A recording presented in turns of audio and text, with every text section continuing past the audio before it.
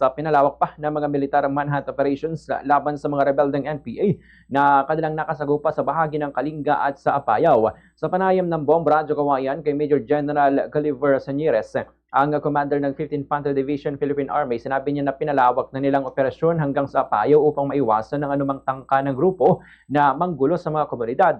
Layunin ng mas malawak na pagganap na matiyak ang kaligtasan at katahimikan ng mga barangay sa lugar. Naging malaking tulong naman sa militar ang patuloy na pagbibigay ng impormasyon ng mga residente na nagsilbing daan sa ilang matagumpay na operasyon at engkwentro. Kabilang sa mga ulat ng mga mamamayan ang umano'y pagpasok ng armadong grupo sa mga bahay at paghingi ng pagkain at supply na nagudyok sa militar na paigtingin ang kanilang pagpapatrol.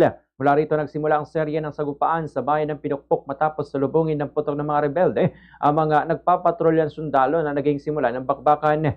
Nasamsam ng tropa ng pamalaan ng 5 high-powered firearms, granada, mga bala, bandoliers, medical equipment, gamot, isang watawat ng NPA, jungle packs, backpacks, gamit sa kusina at iba pang mga materyales na nagpapatuloy na operasyon laban sa mga kasapi ng Platoon 2 ng CPP-NPA Ilocos Cordillera Regional Committee.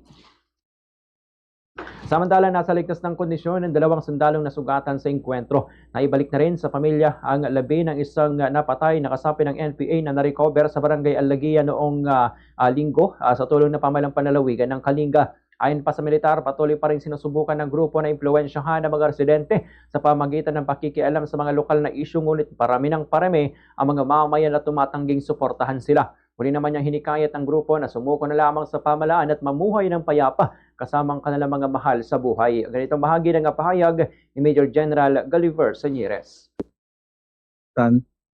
So, we're just imagining na wala silang, meron doon walang damit, meron doon walang pagkain, kulang yung supply.